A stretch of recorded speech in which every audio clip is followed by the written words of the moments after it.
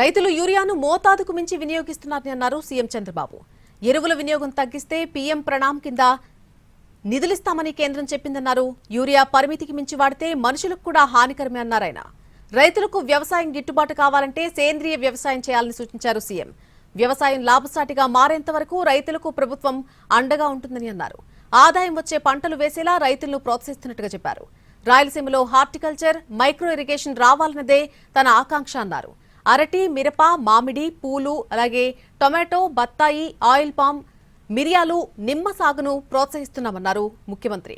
5 ఏళ్లలో హార్టికల్చర్ను 25 లక్షల హెక్టార్లకు పెంచేలా చర్యలు తీసుకుంటామని చెప్పారు.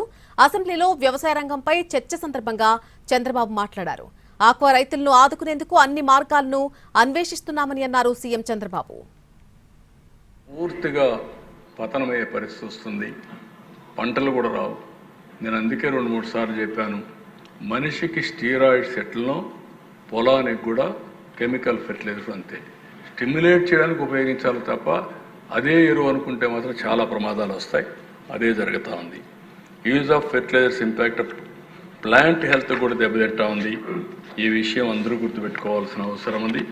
అందుకే నెక్స్ట్ సీజన్ నుంచి పెద్ద ఎత్తున అవేర్నెస్ ప్రోగ్రాం పెట్టి రైతుల్లో అవేర్నెస్ తీసుకొచ్చి, నేను అనుకోవడం ప్రతి ఒక్క రైతుకు అవసరమైతే పొలం దగ్గరనే తీసుకుపోయి ఎరువు ఇచ్చే కార్యక్రమానికి శ్రీకారం చుడతాం.